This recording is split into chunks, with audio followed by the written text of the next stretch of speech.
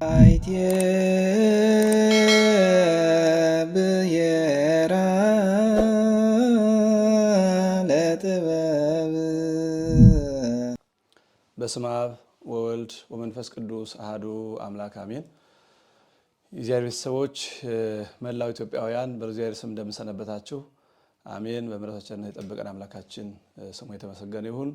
ዛሬ እንግዲህ በመስታወት ሚዲያ የምናየው ርዕሰ ጉዳይ ከሰሞኑ በታሪክ እሽቅድድም ምክንያት በተለይ ቤተክርስቲያን ያላትን የታሪክ ክርስትና በኢትዮጵያ የነበረበትን ዘመን ለመቀነስ ለማሳነስ ብዙ ሰዎች በልዩ ልዩ ሚዲያ ይጽፋሉ። በተለይ ስም ጠርቶ ለመግለጽ ለምሳሌ አህመዲን ጀበል በፌስቡክ ገጹ ክርስትና የገባው በ330 ዓመተ ምህረት ብሎ በይፋ ጽፏል። ይሄንን ብዙ ሰዎችም አንዳንዴ በማወቅም ባለማወቅም በቃል ይናገሩት ነበረ። አሁን እሱ ደግሞ ይፋዊ አድርጎ ለማሳየት ሞክረዋል እና እንግዲህ ይሄ ከቤተክርስቲያን ታሪክ አንጻር የኛ ስራ የቅበተ እምነት ተግባር ነው። ቤተክርስቲያኗ ታሪኳን፣ ትውፊቷን፣ ዶግማዋን፣ ቀኖናዋን ጠብቃ አስጠብቃ የመቀጠል ግዴታ አለባት። እኛም ልጆቿ ታሪኳን የመጠበቅ ክብሯን የመጠበቅ ዶግማዋን፣ ቀኖናዋን፣ ትውፊቷን የመጠበቅ ግዴታ አለብንና ይህንን የሚመለከቱ ምዕመናንም እውነት ነው እንዲህ ወደሚልም እንዳያመዝኑ፣ በተለይ ደግሞ ከክርስትና ውጭ ያሉት እውነት መስሏቸው ይህን ታሪክ ተከትለው እንዳይሄዱ ቤተክርስቲያን ምንም እንኳን ለሺህ ዘመናት ስታስተምር የኖረችው ነገር ቢሆንም አሁንም ደግሞ መናገር አስፈላጊ ሆኗልና ይህን ነገር በጥቂቱ ለማብራራት ነው የመጣሁት። እንግዲህ የጸሐፊውን አመለካከት ስናየው ብዙ ጊዜ እስልምና ከውጭ መጣ የሚባለውን ታሪክ አይ ለምን እስልምና ብቻ ውጭ መጣ ይባላል፣ ክርስትናም ውጭ መጣ ይባል እንጂ እስልምና በስደተኞች ምክንያት መጥተው ተጠልለው በዛው በኢትዮጵያ ተስፋፉ ሲባል አይ ክርስትናም ስደተኛ ነው የሚል አቅጣጫ ለማሳየት እንደሆነ ከጽሁፉ ተረድተናል። ምክንያቱም ይሁዲ ተሰዶ መጣ፣ ክርስትና ተሰዶ መጣ ተቀበልነው፣ በስደተኞች መጣ ተቀበልነው እስልምናም ብሎ አስተካክሎ ለመግለጽ ነው። ግን ምንድነው እውነቱ? እንግዲህ ብዙ ነጥቦች አሉ። አንደኛው ሃይማኖት ምድራዊ ዜግነት የለውም። አማኞች እንጂ ሃይማኖት ምድራዊ ዜግነት የለውም። ሃይማኖትን በምድራዊ ዜግነት ለመለካት መሞከር ተገቢ አይደለም። ነገር ግን አሁን የምንከራከረው ምን ላይ ነው? ክርስትና ወንጌልን ያሰፋበትን ታሪክ ራሱ ክርስትና ያውቃል። የት ሀገር መቼ እንደደረሰ ቤተክርስቲያን ታውቃለች። ይሄንን እኛ እንወቅላችሁ ማለት ጥቅም የለውም። በመሰረቱ በዜጎችም የሆነ እንደሆነ የዘመን ቅድምና በሀገር ባለቤትነት ላይ የሚያመጣው ነገር የለም። የአያት ቅድመ አያቱ ሀገርም ይሁን ዛሬ ዜጋ የሆነ በሀገር ባለቤትነት እኩል ነው። በሀገር ባለቤትነቱ ምናልባት ጉዳዩ የመጣው ከሀገር ባለቤትነት አንጻር ከሆነ አሁን ሰሞኑን በኢትዮጵያ የምክክር መድረክ ስላለ ለዛ ነጥብ ለማስቆጠር ከሆነ እንኳን አይደለም ረጅም ዘመን የቆየው ከሺህ ዘመን በላይ የቆየው እስልምና ሙስሊሞች አይደሉም ሌላ ማንም ዛሬ የመጣ ሰው የኢትዮጵያ ዜጋ ከሆነ በቃ የሀገር ባለቤት ነው። እኛ ምናምነው እንደዛ ነው። አሁን አማኞችን እንጂ እምነት ዜግነት የለውም። እምነት በቋንቋ፣ በጎሳ፣ በአካባቢ፣ በመልክዓ ምድር አይለካም። ክርስትና እንደዚህ ነው። ሌሎቹ እነሱ ያውቃሉ። እኔ የማውቀው ክርስትና ስለሆነ ክርስትና በጎሳ፣ በቋንቋ፣ በአካባቢ በምንም ነገር አይለካም። ከዘላለማዊ አምላክ የተገኘ የሰዎችና የእግዚአብሔር ግንኙነት ስለሆነ የክርስትና ሃይማኖት በጊዜ መቅደም አለመቅደም ጉዳዩ አይደለም። የቤተክርስቲያን ታሪክን ነው እንጂ መልስ የምንሰጠው ክርስትና ዘግይቶ መግባት ቀድሞ መግባት በሚሉ ነገሮች ውስጥ ምንም ለውጥ የለውም። የነግህ እና 11 ሰዓት በወይን ቦታ ያገለገሉ እኩል ደሞዝ ተቀበሉ ብሎ በወንጌል የሚያስተምር ሃይማኖት በጊዜ መቅደም አለመቅደም ላይ አይመሰረትም። ስለዚህ ክርስትና እውነተኛነትን እንጂ የሚመዝነው ቀዲመ አዝማንነቱን አይደለም። ነገር ግን ክርስትናው የራሱን ታሪክ ይተርካል። ክርስትና ማለት ክርስቶስ የኛን ስጋ ለብሶ ሰው የሆነው በቦታ ስለሆነ የተወለደበት ጊዜ ቦታ ይታወቃል። ከዛ በኋላ ከዚያ ቀጥሎ እምነቱ የተስፋፋበት ጊዜ ቦታ ይታወቃል። በአጠቃላይ ይህ ዓለም ሰው ከተፈጠረ ጀምሮ ጊዜ ከተቆጠረ ጀምሮ ያለው በጊዜ በቦታ የተከናወነ ነገር የሰውና የእግዚአብሔር ግንኙነት ጊዜ ቦታ ስላለው ይለካል። የሰው ስለዚህ ኢትዮጵያ ውስጥ የኢትዮጵያን ቤተክርስቲያን ታሪክ በሌላ ለመቀየር ብዙዎች ጥረት ያደርጋሉ። ምንድነው የሚያስፈልግበት ምክንያቱ? ሰው የራሱን ታሪክ ተርኮ የራሱን የሀገር ባለቤትነት ከታሪክ ጋር የሚገናኝ ነገር አይደለም። ማንም ታሪክ ኖረው አልኖረው የሀገር ባለቤት ነው። ዜጋ ከሆነ የሀገር ባለቤት ነው። ታሪኩ ሰፋም ማጠረም ምንም ማለት አይደለም። እኔ ለምን እንደዛ እንደሚያደርጉ አይገባኝም። ግን ይሁንም ከተባለ አንድ ሰው የራሱን ታሪክ ለማሳየት አይጥርም። እነገሌ ታሪክ የላቸውም፣ እነገሌን ታሪካቸውን ልቀንስ ልጨምርላቸው የሚለው ብዙ ጥቅም የሌለው ነገር ነውና ለማንኛውም እኛ የሚመለከትን የክርስትና ጉዳይ ስለሆነ ክርስትና ወይም እውነተኛዋ ሃይማኖት ዓለም ከተፈጠረ ጀምሮ አለች፣ ወደፊትም ትቀጥላለች። እግዚአብሔር ዓለምን ፈጥሮ ከሰውና ከመላእክት ጋራ ሰውና መላእክትን ራሱን ገልጾላቸው ከኖሩበት ጊዜ ጀምሮ ሃይማኖት አለ። ከዚያ ጊዜ ጀምሮ ነው ሃይማኖት ያለው። ትናንትና በ330 ምናምን የሚለው እሱ ሌላ ጉዳይ ነው። የመጀመሪያው የእግዚአብሔርና የሰው ግንኙነት የጀመረው ከአዳም ከተፈጠረ ጀምሮ ነው። እግዚአብሔር አዳምን ፈጥሮ ራሱን ገልጾለታል፣ አሳውቆታል። መላእክትን ፈጥሮ ራሱን ገልጾላቸዋል። ከዚያ ጊዜ ጀምሮ የሰውና የእግዚአብሔር ግንኙነት ቀጥሏል። እግዚአብሔር በልዩ ልዩ መንገድ ሰውን መግቦቱ እንደየሰው አቅም ነው የሆነው።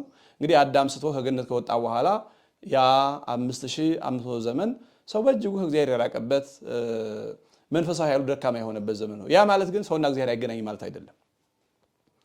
ስለዚህ የሰውና የእግዚአብሔር ግንኙነት የጀመረው አዳም ከተፈጠረ ጀምሮ ነው። ወደ ኢትዮጵያ የመጣን እንደሆነ ኢትዮጵያን ያቀኗት የኖህ ልጆች ናቸው። የኖህ ልጆች ደግሞ አባታቸው ኖህ እግዚአብሔርን የሚያመልክ በኦሪት ዘፍጥረት ምዕራፍ 6፣ 7፣ 8፣ 9 ተመዝግቦ እንደምናገኘው እግዚአብሔር አምላክ ራሱ ወዶ ኖህ በትውልዱ ቅን ጻድቅ ነበረ ብሎ ያመሰገነውና ከጥፋት ውሃ ያዳነው ሰው ነው። ከነሱ መካከል ኢትዮጵያን ያቀኗት የካም ልጆች የኩሽ ልጆች ናቸው። ካም እንግዲህ ኩሽን፣ ምጽራይምን፣ ፉጥንና ከነአንን ይወልዳል። ከነአን በፍልስጤምና በዚያ በዙሪያው የሰፈረው ነው። ምጽራይም ግብፅን ይዞ ያቀናው ነው። ምስር የሚለውም የወጣው ከዚህ ስም ነው። ኩሽ ደግሞ ኢትዮጵያን ያቀናው የሚመለክ እግዚአብሔር የኖህ ልጆች ናቸው። ስለዚህ ኢትዮጵያ በሕገ ልቡና እግዚአብሔርን የምታውቅ ታመልክ የነበረች ሀገር ናት ስንል ፈጠራ አይደለም። የዚህን እውነተኛነት ከመጽሐፍ ቅዱስ ለመረዳት ኦሪት ዘፍጥረት ምዕራፍ 10ን ማየት ነው። በተለይ ከቁጥር 6 ላይ የካም ልጆች ኩሽ፣ ምጽራይም፣ ፉጥ፣ ከነአን ናቸው። የኩሽ ልጆች ሳባ፣ ኤውላጥ፣ ሰብታ፣ ራማ፣ ሰበቅታ ናቸው። የራማ ልጆች ደግሞ ሳባ፣ ድዳን ናቸው ይላልና ሳባ የሚለውም ስም ኩሽ የሚለውም ስም ከዚህ ከኖህ ልጆች ጋር የመጣ ነው። ስለዚህ ኢትዮጵያ በሕገ ልቡና እግዚአብሔርን ታውቅ ነበር የምንለው ከዚህ ተነስተን ነው።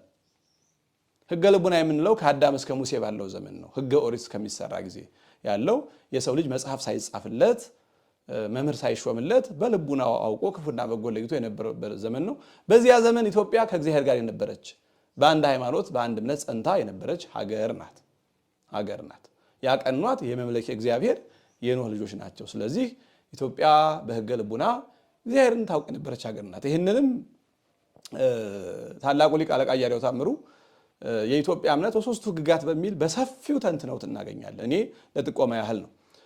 የሕገ ኦሪትሳ ጉዳይ ምንድን ነው? አሁን አህመድ የሚጀምረው ከይሁዲ በስደት መጣ ይላል። ማን ተሰዶ ነው ያመጣው? ይሁዲ። ሃይማኖቱ ከውጭ መጣ ማለትና ስደተኞች መጡ የሚለው ይለያያል። ዞሮ ሃይማኖት ዜግነት የለውም ብለናል፣ የእምነቱ ተከታዮች ስለሆኑ። የኦሪትን ሃይማኖት የኢትዮጵያ ንግስት ራሷ ሄዳ ነው ያመጣችው። ይህንም በመጽሐፈ ነገሥት ምዕራፍ 10 ላይ መመልከት ነው። የሳባ ንግስት በእግዚአብሔር ስም የወጣለትን የሰሎሞንን ዝና በሰማች ጊዜ በእንቆቅልሽ ትፈትነው ዘንድ መጣች። በግመሎችም ላይ ሽቱና እጅግ ብዙ ወርቅ የከበረም ዕንቁ አስጭና ከታላቅ ጓዝ ጋራ ወደ ኢየሩሳሌም ገባች። ወደ ሰሎሞን በመጣች ጊዜ በልቧ ያለውን ሁሉ አጫወተችው። ሰሎሞንም የጠየቀችውን ሁሉ ፈታላት። ሊፈታላት ያልቻለውና ከንጉሱ የተሰወረ ነገር አልነበረም። የሳባም ንግሥት የሰሎሞንን ጥበብ ሁሉ ሰርቶትም የነበረውን ቤት የማዕዱንም መብል የብላቴኖቹንም አቀማመጥን የሎሌዎቹንም አሰራር አለባበሳቸውን ጠጅ አሳላፊዎቹን በእግዚአብሔርም ቤት የሚያሳርገውን መስዋዕት ባየች ጊዜ ነፍስ አልቀረላትም። ንጉሱንም አለችው ስለ ነገርህና ስለ ጥበብህ በአገሬ ሳለሁ የሰማሁት ዝና እውነት ነው። እኔም መጥቼ በዓይኔ እስካይህ ድረስ የነገሩኝን አላመንኩም ነበር፣ እነሆም እኩሌታውን አልነገሩኝም ነበር። ጥበብህና ስራህ ከሰማሁት ዝና ይበልጣል። በፊትህ ሁልጊዜም የሚቆሙ ጥበብህንም የሚሰሙ ሰዎችና እነዚህ ባሪያዎችህ ምስጉኖች ናቸው። አንተን የወደደ እንግዲህ የሕገ ኦሪትንም ኢትዮጵያ በሕገ ኦሪትም በሕገ ልቡናም እግዚአብሔርን እንደምታውቅ ይሄ ቃል ማያያዣ ነው። አንተን የወደደ በእስራኤልም ዙፋን ያስቀመጠህ አምላክህ እግዚአብሔር የተባረከ ይሁን። እግዚአብሔር እስራኤል ለዘላለም ወዶታልና ስለዚህ ጽድቅና ፍርድ ታደርግ ዘንድ ንጉሥ አድርጎ አስነሳ ትላለች ንግሥተ ሳባ። አንደኛ ይቺ ሴት በሕገ ልቡና እግዚአብሔርን የምታውቅ መሆኗን ሰሎሞንን ስመ እግዚአብሔር ጠርታ ፈጣሪውን አምላኩን አመሰገነችለት። ወዲህም ደግሞ ታሪክ ተናገረች። እስራኤልን ስለወደደ አንተ ቅን ፍርድ ታደርግ ዘንድ በእስራኤል ላይ ሾመህ እግዚአብሔር ብላ ከዛ በፊት እግዚአብሔርን የምታውቅ በሕገ ልቡና እግዚአብሔርን የምታውቅ እንደሆነ ተናገረች። እንግዲህ ሕገ ኦሪት የመጣው በዚች ሴት አማካኝነት ነው። በሀገሪቱ ንግሥት ከእስራኤል ተሰደው የመጡ አይሁዳውያን አይደለም። በሀገሪቱ ንግሥት በንግሥት ሳባ አማካኝነት ሕገ ኦሪት ወደ ኢትዮጵያ መጥቷል። ከዚያ ጊዜ ጀምሮ ያው የኦሪት ሕግ ተስፋፍቶ በአክሱም፣ በጣና ቂርቆስ፣ በመርጦለ ማርያም፣ በተድባ ማርያም እና በብርብር ማርያም የኦሪት መሰዊያዎችና ስርዓተ አምልኮ ይፈጸምባቸው የነበሩ ቦታዎች ሕያው ምስክሮች ናቸው። ሕያው ምስክሮች ናቸው። ይህም በዓለም የታወቀ ነው። ዛሬ ድረስ በኢትዮጵያውያን ሕይወት ውስጥ የሚታዩ የኦሪት አምልኮ ልምዶች ጨርሰው ያልቀሩ ልምዶች የዚያ ምስክር ናቸው። ስለዚህ ሕገ ኦሪትም ወደ ኢትዮጵያ የመጣው በንግሥቲቱ አማካኝነት እንጂ ተሰደው በመጡ አይሁዳውያን አማካኝነት፣ ምናልባት አይሁዳውያን ከዛም በፊት ከዛም በኋላ ገብተው ይኖሩ ይሆናል። ይሄ የተለመደ ነው። በየትኛውም ሀገር ከዚህም ወደዚያ የሚሄዳለ ከዛም ወደዚያ የሚመጣለ። ይሄ የተለመደ ነገር ነው። አይሁዳውያን በተለያየ ምክንያት ወደ ኢትዮጵያ እንደገቡ ይነገራል። ነገር ግን ሃይማኖቱ የመጣው የኢትዮጵያ ንግሥት ከሰሎሞን ሂዳ ሕገ ኦሪቱን ስርዓቱን አይታ ነው የመጣችው። በተለይ ከሱ የወለደችው ምኒልክ ቀዳማዊ ምኒልክ ሕገ ኦሪቱን ይዞ እንደመጣ በዓለም የታወቀ ታሪክ ነው። ስለዚህ ከዚያ ጊዜ ጀምሮ እስከ ክርስቶስ ልደት ድረስ ኢትዮጵያ በኦሪት አምልኮ የኖረች ሀገር ናት። ስለዚህ ንግሥቲቱ የሀገሪቱ ዋና ወካይ ያመጣችውን ሌሎች ስደተኞች አመጡ ብሎ መተረክ ጥቅም የለውም። ከዚያም በላይ ግን በጣም የሚያሳዝነው የሐዲስ ኪዳን ስርዓተ አምልኮ በ330 መጣ የሚለው የፈጠራ ታሪክ ነው የሚያሳዝነው። የኢትዮጵያ የሕገ ልቡናም የሕገ ኦሪትም የሕገ ወንጌልም ታሪካዊ መሰረት መጽሐፍ ቅዱስ ነው።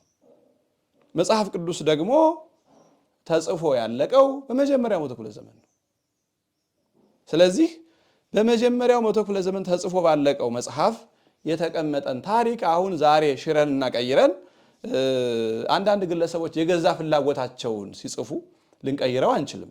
ኢትዮጵያ በእስልምናው መጽሐፍ በክርስትናው መጽሐፍ ስሟ የተነሳ ነው። አይ እስልምናው ያለውን እንቀበላለን መጽሐፉ ያለውን አንቀበልም ማለት አይቻልም። ታሪክነቱን እምነቱን እንዲቀበሉ አይገደዱም። ታሪኩን ግን ታሪክን የሚተርክ ባለቤቱ ነው። አሁን የእስልምናን ታሪክ እኔ ተነስቼ የለም እኔ ልተርክላችሁ አልልም።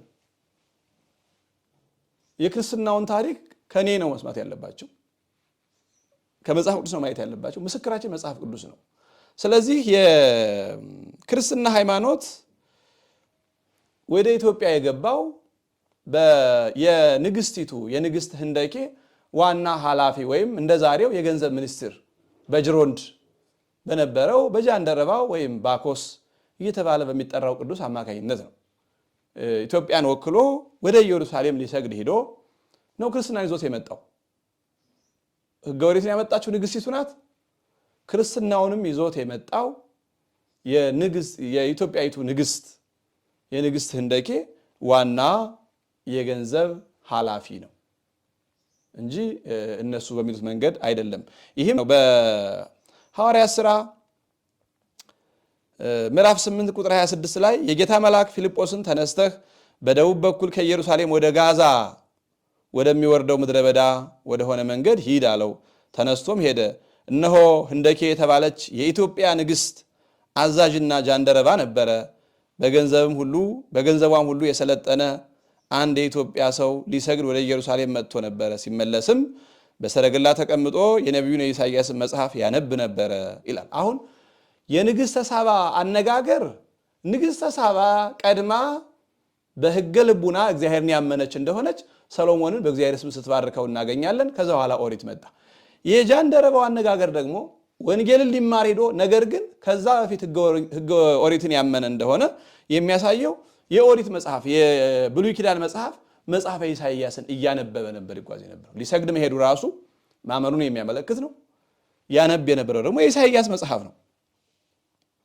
በመጽሐፈ ኢሳይያስ ምዕራፍ 53 የሚገኘውን ስለ ክርስቶስ የተነገረውን ትንቢት እያነበበ ነው ፊልጶስ ያገኘው። ፊልጶስን ደግሞ ወደ ኢትዮጵያዊ ጃንደረባ የላከው መልአከ እግዚአብሔር ነው። የእግዚአብሔር መልአክ ነው። ሂድ ይህን ሰረገላ ተከተለው አለው። ሲሄድ አንድ የኢትዮጵያ ንግስት የገንዘብ ኃላፊ የኢሳይያስን መጽሐፍ እያነበበ በሰረገላ ላይ ተቀምጦ፣ ያኔ በሰረገላ የሚሄዱ ተራ ሰዎች አይደሉም፣ የቤተ መንግስቱ ትልልቅ ኃላፊዎች ናቸው። በሰረገላው እየተጓዘ መጽሐፈ ኢሳይያስ ያነብ አገኘው ነው የሚለው። የኢሳይያስን መጽሐፍ ያነብ ነበረ። መንፈስም ፊልጶስን ወደዚህ ሰረገላ ቅረብና ተገናኝ አለው ይላል። ፊልጶስም ሮጦ የነቢዩን የኢሳይያስን መጽሐፍ ሲያነብ ሰማና በውኑ የምታነበውን ታስተውለዋለህን አለው። እርሱም የሚመራይ ሳይኖር ይህ እንዴት ይቻለኛል አለው። ወጥቶም ከእርሱ ጋር ይቀመጥ ዘንድ ፊልጶስን ለምነው ይላል። የኢትዮጵያዊ ሃይማኖት የሚያውቅ መምህሮችን የሚያከብር ስለነበረ እባክህ ና ከኔ ሰረገላ ላይ ውጣና ነቢዩ ስለምን እንደሚናገር አስረዳኝ አለው። ያነበውም የነበረው የመጽሐፉ ክፍል ይህ ነበር ይልና እንደ በግ ወደ መታረድ ተነዳ፣ የበግ ጠቦትም በሸላቾቹ ፊት ዝም እንደሚል እንዲሁ አፉን አልከፈተም። በውርደቱ ፍርዱ ተወገደ፣ ሕይወቱ ከምድር ተወግዳለችና ትውልዱንስ ማን ይናገራል ይላል። ያነበው የነበረው ኢሳይያስ መጽሐፍ ይህ ነው። ጃንደረባውም ለፊልጶስ መልሶ እባክህ ነቢዩ ይህንን ስለማን ይናገራል? ስለ ራሱ ነውን ወይስ ስለ ሌላ አለው ይላል።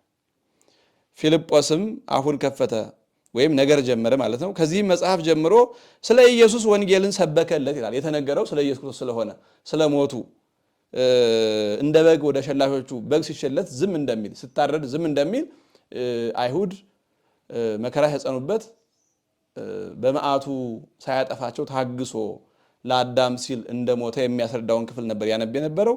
ስለዚህ ይህማ ስለ ኢየሱስ ክርስቶስ ነው ብሎ ወደ ወንጌል ቀይሮ ምስጢሩን አስረዳው።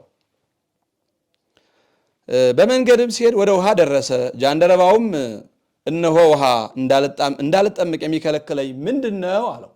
ማመኑ ብቻ ሳይሆን ተጠምቆ እንደመጣ የሚያስረዳው ይሄ ነው። እንዳልጠምቅ የሚከለክለኝ ምንድን ነው አለው። ፊልጶስም በፍጹም ልብህ ብታምን ተፈቅዷል አለው። መልሶም ኢየሱስ ክርስቶስ የእግዚአብሔር ልጅ እንደሆነ አምናለሁ አለ።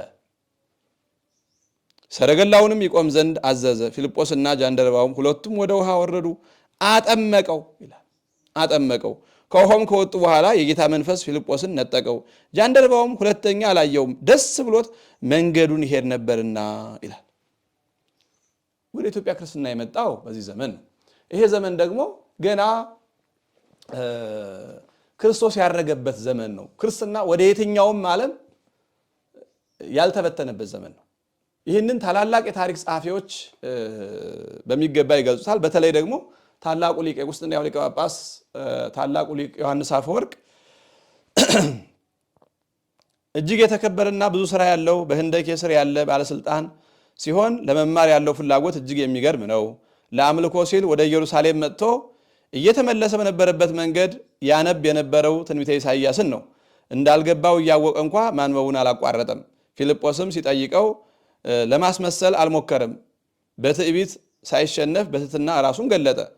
ሳያመነታ ቁስሉን ለሐኪም ገልጦ ነገረ። እምነቱን ተመልከቱ። እግዚአብሔር ፈቅዶ ወደ እርሱ የላከለትን ፊልጶስ ወደ ሰረገላው ወጥቶ አብሮት እንዲቀመጥ ጠየቀው። እንዲጠመቅም የፈለገው ራሱ ነው። ከተጠመቀም በኋላ ከፊልጶስ ጋር ለመቅረት እንዳያስብ እንኳ የእግዚአብሔር መንፈስ ፊልጶስን ነጠቀው።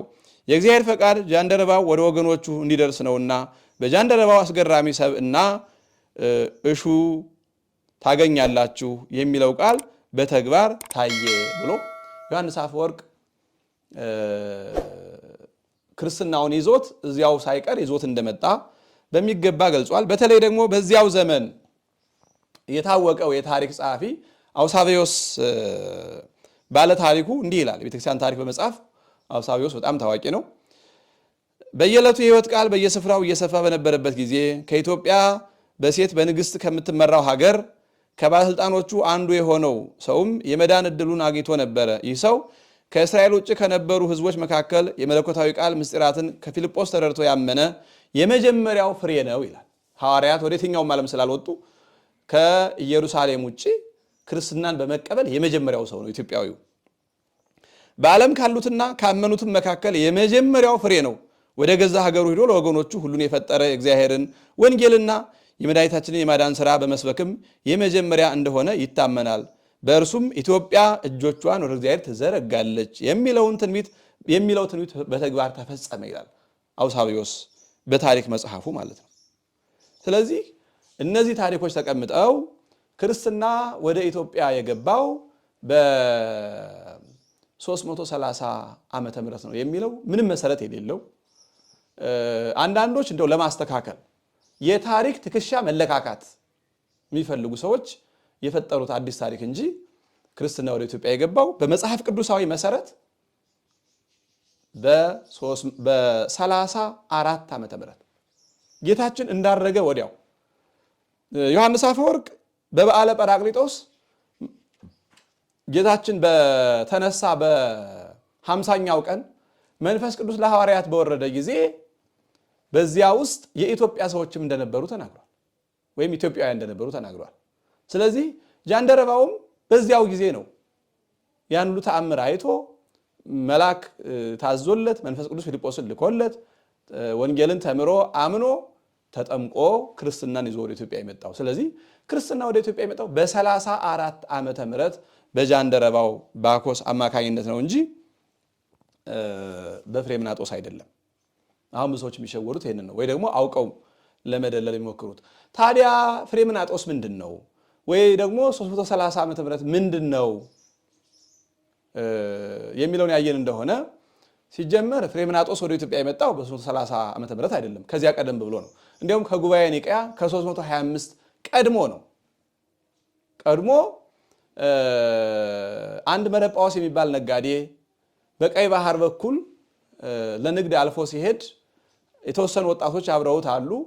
ከኤርትራ ከኢትዮጵያ ድንበር ላይ ወጥተው ሲናፈሱ በዛ አካባቢ የነበሩ ወንበዴዎች ይዘዋቸው አደጋ ደረሱባቸውና የመርከብ ቀዛፊዎችን ገደሏቸው።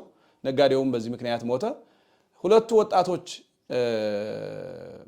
ፍሬምናጦስና ኤዴሲዮስ የሚባሉ ሁለት ወጣቶች ከአንድ ጫካ ገብተው ተጠለሉ።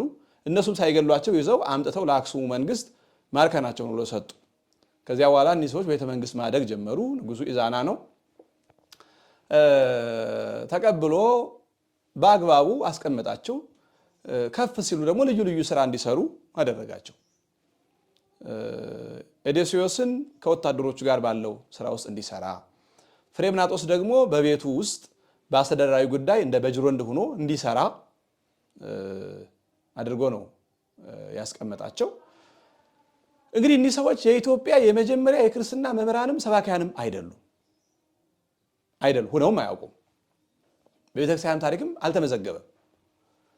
እነዚህ ሰዎች እያደጉ እያሉ በዛ እያገለገሉ እያሉ ንጉሱ ሊሞት ሲቃረብ ንግስቲቱ ልጆቿ አብርሃ ወአጽብሃ ሁለቱ ልጆች እስከሚያድጉ ድረስ ንግስቲቱ እንደ ሞግዚቱና እንድትመራ አድርጓት ነው አባታቸው ወይም ባለቤቷ ኢዛና ያረፈው። ያን ጊዜ አብርሃና አጽብሃ እስከሚያድጉ ድረስ እነዚህ ሁለት ወጣቶች እሷን እያገዙ እየረዱ እየመከሩ ልምድም የሀገራቸውን ልምድ እያለዋወጡ ነው የቀጠሉት። በአብዛኛውም ከፍ ያሉትና ያደጉት እዚሁ ኢትዮጵያ፣ ብዙ ትምህርትንም ያገኙት እዚሁ በቤተ ቀጢን ጉባኤ ቤት ነውና በተለይ ፍሬምናጦስ ከሶሪያ ጥሩ ክርስትናን ያውቅ የነበረ ሰው ስለነበረ በጃንደረባው የተሰበከውን የኢትዮጵያ ክርስትና እያየ እየተደሰተ እያሰፋ ይቀጥል ነበርና ኋላ እነዚህ ህፃናት አድገው አብርሃና አጽብሃ በኢትዮጵያ ላይ ለመጀመሪያ ጊዜ በየትም ዓለም ያልሆነ በአንድ ዙፋን ሁለት ወንድማማች ነገስታት በአንድ ዙፋን በተመሳሳይ ጊዜ ነገሱ። እናታቸው አማኝ ናት፣ አባታቸው አማኝ ነው፣ እነሱም ክርስቲያኖች ናቸው። ፍሬምናጦስ አስተምሮ አላሳመናቸው። ከዛ በኋላ ያኔ ኢትዮጵያ ያልነበራት ምንድነው? የኤጲስቆጶስ መንበር። ብዙዎቹ የሚስቱት ይሄንን ነው። 330 ማለት ኢትዮጵያ የኤጲስቆጶስ መንበር የጀመረችበት ነው እንጂ ክርስትና የተቀበለችበት አይደለም። ከዚያ በኋላ እነዚህ ደጋግ ነገስታት አድገው ዙፋናቸውን ሲረከቡ በቅርብ የምትገኘው መንበር ኢትዮጵያም የምትካተተው በማርቆስ መንበር ስለሆነ ኢትዮጵያ ሰፊ ሀገር ናት፣ ትልቅ ሀገር ናት፣ የራሷ ኤጲስቆጶስ ያስፈልጋታል። ስለዚህ የልዩ ልዩ ሀገር ቋንቋ ስለምታውቅ አንተ ሄድና ይሄን ጉዳይ አስፈጽም ብለው ብዙ እጅ መንሻ ወርቅ ብር ሰጥተው ወደ ግብጽ ላኩት ፍሬምናጦስን። ፍሬምናጦስ በሄደበት ጊዜ ያ ዘመን ጉባኤ ኒቅያ ስለነበረ ብዙ ጊዜ ተጉላልቷል። እስክንድሪያ ላይ ጉባኤ ኒቅያ ደግሞ የተደረገው ኒቅያ ወይም ታናሽ እስያ ቱርክ ውስጥ ነው። ከዚያ በኋላ ለእስክንድሮስ ሞቶ አትናቴዎስ ተተክቶ ቅዱስ አትናቴዎስ ከፍሬምናጦስ ጋር ተገናኝቶ ምንድነው የምትለው ሲለው ያለ ኤጲስቆጶስ የምትኖር ነገር ግን ነገስታቷ ሁሉ ያመኑ አማኝ ህዝብ ያለበት ኤጲስቆጶስ የሌላት ሀገር አለች ኢትዮጵያ የምትባል። ስለዚህ እኔ ከናንተ ኤጲስቆጶስ ይዤ እንድሄድ ነው የተላኩት ብሎ ሲነግረው አይ የሀገሩን ባህል ታሪክ የምታውቅ አንተ ነህና ለሀገሪቱ ኤጲስቆጶስ የምትሆን አንተ ነህ ብለው የመጀመሪያ ሊቀ ጳጳስ ፍሬምናጦስን ሹመው ላኩ። ቅዱስ አትናቴዎስ ሹመው ላከው። ስለዚህ 330 ማለት ይሄ የተደረገበት ነው። ኢትዮጵያ የኤጲስቆጶስ መንበር የጀመረችበት ነው። ፍሬምናጦስ መጣ። ኢትዮጵያውያንም ደስ ብሏቸው አባ ሰላማ ብለው ከሳቴ ብርሃን ለኢትዮጵያ ያልነበረውን የኤጲስቆጶስ መንበርነት የጀመረልን ብርሃን ገላጭ ብለው አመስግነው ተቀብለውታል። ስለዚህ ኢትዮጵያ የመጀመሪያውን መንበር ወይም የመጀመሪያውን ሊቀ ጳጳስ ያኔ ተቀበለች ይባላል እንጂ ይህንን ክርስትና የገባበት አድርጎ ማሳየት መጽሐፍ ቅዱስን እንዲናይ ማድረግ ነው፣ መካድ ነው። መጽሐፍ ቅዱስ አይካድም። የኢትዮጵያ ታሪክ ህገ ልቡናውም ህገ ኦሪቱም ህገ ወንጌሉም መሰረቱ መጽሐፍ ቅዱስ ነው። ስለዚህ ማንኛውም ታሪክ ጸሐፊ መጽሐፍ ቅዱስን ተቃውሞና ክዶ ታሪክ እጽፋለሁ ካለ ክርስትናው መቃወም ነው። ስለዚህ ኢትዮጵያ ክርስትና የገባው በጃንደረባው ነው። በአባ ሰላማ ፍሬምናጦስ የገባው የኤጲስቆጶስነት መንበሩ ነው። ከዚያ በኋላ መተዋል ተሳቱ ቅዱሳን እንደ አንድ እንትን የሚጠቅሷት ተሳቱ ቅዱሳን ናቸው። ተሳቱ ቅዱሳን መተዋል፣ ተሰደው መተዋል። ክርስትና ግን ቀድሞ የገባ ነው። ከፍሬምናጦስም ከተሳቱ ቅዱሳንም በፊት መጥቷል። ስደት በየትኛውም ዓለም ያለ ነው። ክርስትናም በተለያየ መንገድ ይሰደዳል፣ እስልምናም ይሰደዳል። አማኞች የትም ቦታ ይሰደዳሉ። ነገር ግን ተሰደዱ ማለት እውነተኛ ታሪኩን ሊያስክደን አይደለም። በመሰረቱ ክርስትና በስደተኞች ቢሰበክ ክርስትናውን ዝቅ የሚያደርገው ሆኖ አይደለም። የተቀመጠው እውነቱን መካዱ ነው የሚያሳዝነው እንጂ በአንድ ስደተኛ ተሰደው መጡ ሰዎች በምናምን ክርስትናው ቢሰበክ ክርስትናው ላይ ለውጥ አይመጣም። ይሄ ሃይማኖቱን ዝቅ ያደርገዋል ማለት አይደለም። የሃይማኖቱ እውነተኛነት እንጂ አንድ ሃይማኖት ስራዬ ብሎ በተላከ መልእክተኛ በደብዳቤ ናስተምረን በተባለ ሰው ወይም ፈልሶ ተሰዶ በሄደ ሰው ቢሰበክ በሃይማኖቱ ላይ የሚያመጣው ለውጥ የለም። ስደተኝነትን ንቀን ወይም በስደተኛ መሰበኩ ሃይማኖቱን ዝቅ ያደርገዋል ብለን አይደለም። ራሱ እውነቱ እንደዛ ስላልሆነ ነው። ታሪክ ማለት የሆነው ነው። ታሪክ ማለት የተደረገው ነው። ታሪክ እንደ አዲስ በፋብሪካ አይመረትም። ወይም ታሪክን ማስረዘም ማሳጠር አይቻልም። ታሪክ የሆነው ነው። ታሪክ መጥፎም ይሁን በጎም ይሁን ያለፈ ነገር ነው። ሆኗል። የሆነውን መቀበል እንጂ ታሪክ አንዱ አይደረግም። ምናልባት ሪዱ ሊደረግ ይችል ይሆናል ማለት ታሪክ ይደገም ይሆናል። ታሪክን ግን አንዱ ማድረግ አይቻልም። ሆኖ የለ አንዴ በሀገራችን መጥፎም በጎም ታሪክ አልፏል። አሁን ያን መጥፎ ታሪክ እንዳልነበረ ማድረግ አንችልም።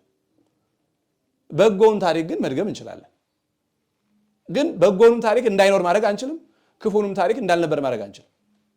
በጎውንም መጥፎውንም ግን መድገም ይቻላል። ታሪክ ማለት የሆነው የተደረገው የተፈጸመው ስለሆነ ነው እንጂ ክርስትና በጃንደረባው ስለመጣ የጃንደረባው ክብር ክርስትናን ያከብረዋል ማለት አይደለም። ክርስትና ጃንደረባውን ያከብረዋል እንጂ ክርስትና በስደተኛ ሰዎች ቢሰበክ ተሰደው በመጡ ሰዎች ቢሰበክ ክርስትናን ያዋርደዋል ማለት አይደለም። እነሱን ያከብራቸዋል እንጂ የሆነው ግን እንደዛ አይደለም ነው ሐቁና እውነቱ። ሕገ ልቡናው በኖህ ልጆች በአቅኒዎቹ አገሯን ባቀኗት ኢትዮጵያ የኩሽ ምድር መሆኗ የታወቀ ነገር ስለሆነ በኋላ ሳባውያን መጥተው ተቀላቅለዋል። ሶስቱ ነገር ተቀላቅለዋል። መጀመሪያ ያቀኗት የኩሽ ልጆች ናቸው፣ እግዚአብሔር አማኞች ናቸው። ሕገ ኦሪት በንግስቱ ነው የመጣው፣ ሕገ ወንጌልም በጃንደረባው ነው የመጣው። ስለዚህ የቤተክርስቲያን ታሪክ ይሄ ነው። እኔ ለምን ይህን ታሪክ ከሌላ መቀናነስ መቆራረጥ እንደተፈለገ አልገባኝም። እና ለማንኛውም አማኞችም እንሁን ከክርስትና ውጭ ያላችሁም ኢትዮጵያውያን ቤተክርስቲያኗ የምታስተምረው ቤተክርስቲያኗ የምታምነው የምትተርከው ታሪኳ ይሄ ነው። ከዚህ የተነሳ ይህንን ሐሳብ የሚያነሱ ሰዎች ምንድነው ምኞታቸው የሚለው እንደው ትንሽ መጠቆም ጥሩ ነው። እንግዲህ አሁን ለኢትዮጵያ ሰላም ማምጣት ነው እየተደከመ ያለው። መልካም ነው። ሰላሙ ከመጣ በጣም ጥሩ ነገር ነው። ማንም ከሰላም የሚያፈነግጥ ሰው የለም። ሰላምን የማይፈልግ እውነትም ሰይጣን ነው። ሰላምን የማይፈልግ ሰይጣን ነው። ሰላም የሚመጣው ግን የተደረገውን ታሪክ አልተደረገም ብለን የነበረውን ታሪክ አልነበረም ብለን ቀይረን አይደለም። ታሪክ ቀይረን ሰላም ሊመጣ አይችልም። ሲጀመር የኛ ሰላም የሚመሰረተው በታሪክ የኛ ጸብ የሚመሰረተው በታሪክ ከሆነ ይሄ በጣም ያለ መሰልጠን ውጤት ነው። በሀገሪቱ መጥፎም በጎም ታሪክ ተደርጎ ይሆናል። ዛሬ ያለን ዜጎች ግን ተፋቅረን መኖራችንን አይከለክለንም። ዛሬ በኢትዮጵያ የሚገኙ ልዩ ልዩ እምነቶች ይኖራሉ። ተከባብረው መኖር ነው እንጂ አሁን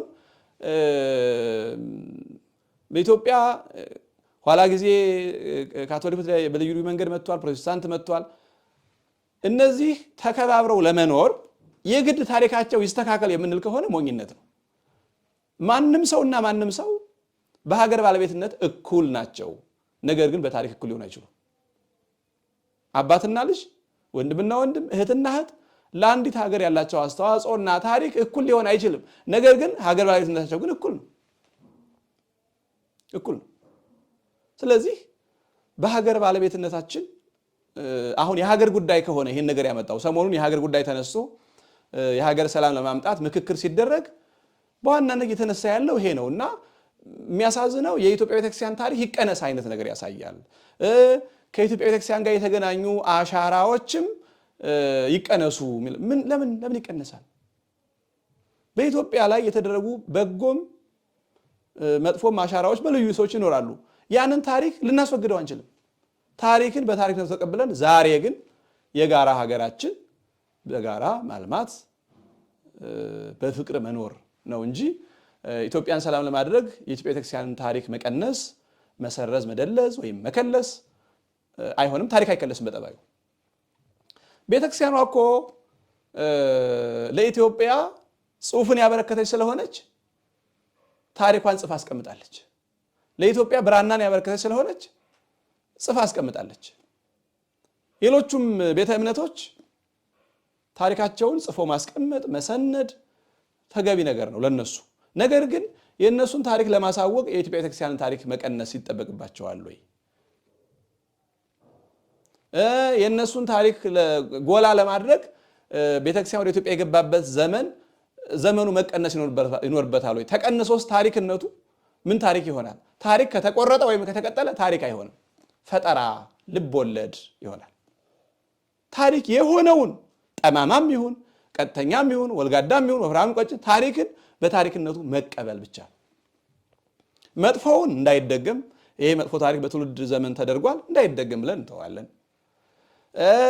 በጎውን በጎ ነው ዛሬም ትውልዱ እንዲተገብረው እናበረታታለን እንጂ መጥፎ ታሪክን ቀይረን ወደ በጎ ልናደርገው አንችልም። ታሪክ ከሆነ ከተፈጸመ እና ይሄ በተለይ ኢትዮጵያ ክርስትናን የተቀበለበት ወይም ክርስትና ወደ ኢትዮጵያ የተሰበከበትን ዘመን ለመቀነስ ሲሞክሩ ሰዎች በጎ አይደለም። ክርስትናው ምንም አያደርገው በመሰረቱ ክርስትናው በመጀመሪያው መቶ ክፍለ ዘመን ቢገባ በ6ኛው መቶ ክፍለ ዘመን ቢገባ በ10ኛው ቢገባ የገባበት ዘመን ማተር አያደርግም እንደ ሃይማኖት። ነገር ግን ቤተክርስቲያን እኔ በኢትዮጵያ ያስተማርኩበት ዘመን ብላ የምትተርከውን ታሪክ መቀነስ ምን ያደርጋል? ለማንስ ይጠቅማል? ለማንም ጥቅም አይሰጥም። ማጉደል ብቻ ነው። እኔ የሚታየኝ እግረ መንገዱን ሰላም የሚፈልግ ሰው የጋራ አድርጎ መኖር ነው።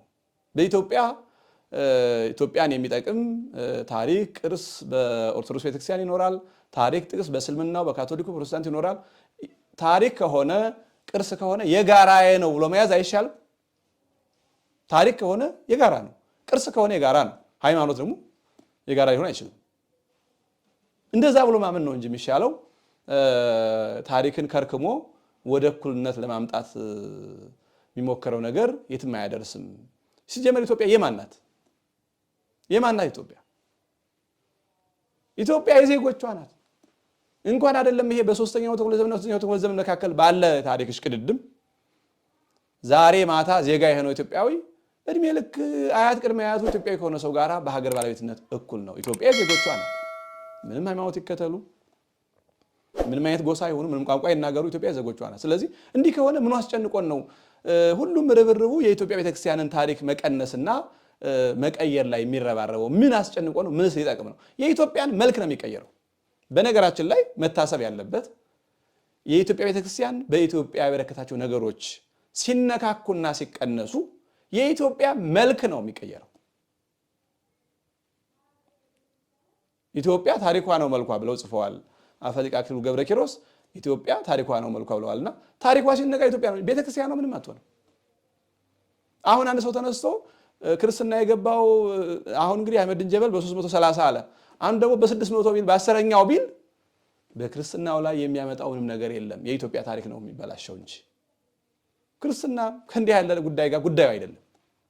እኔም አሁን ስለ ዶግማ ጉዳዩ ክርስትናው ሊወዳል ብዬ አይደለም። የቤተክርስቲያኗ ታሪክ የምታስተምሩ ታሪክ የተዘገበ ስላላት ምን አስፈልጎ ነው እንዲህ ያለው ነገር መታየት፣ መንጸባረቅ፣ መጻፍ የመጣው ማን ስለሚጠቀም ማን ስለሚጎዳ ነው የሚለውን ለመጠቆም ነውና ለማንኛውም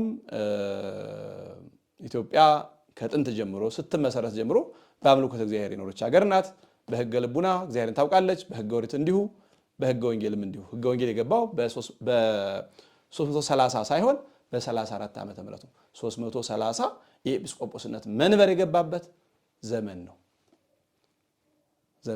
ከዛ በኋላ በአሁኑ ሰዓት ኢትዮጵያ ብዙ ቤተ እምነቶች ይኖራሉ። አማኞቹ የሀገር ባለቤት ናቸው ዜጎች እስከሆኑ ድረስ። የኢትዮጵያ ኦርቶዶክስ ቤተክርስቲያን ቀድማ ክርስትናውን አስገብታለችና የተለየ ሀገራዊነት ይሰጣቸው አልተባለም። እኩል ባለቤቶች ነን።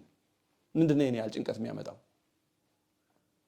እኔ እንደ ህፃን ልጅም እንዳንሆን ህፃን ልጅ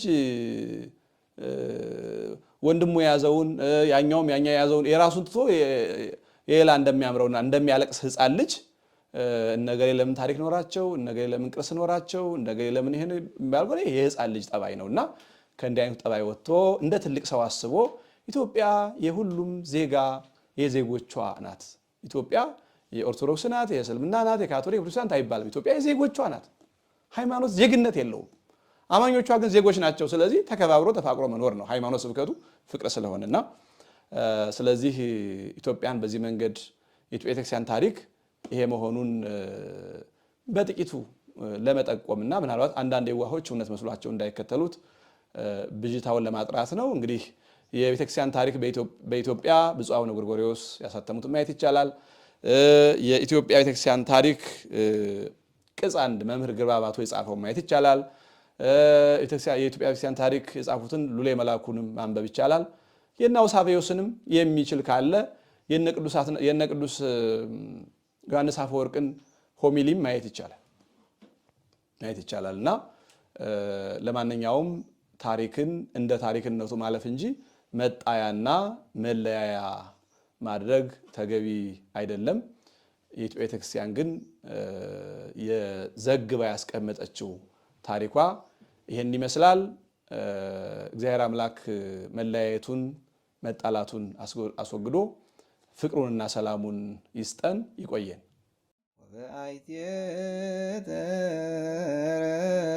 ተረክበ አሰረ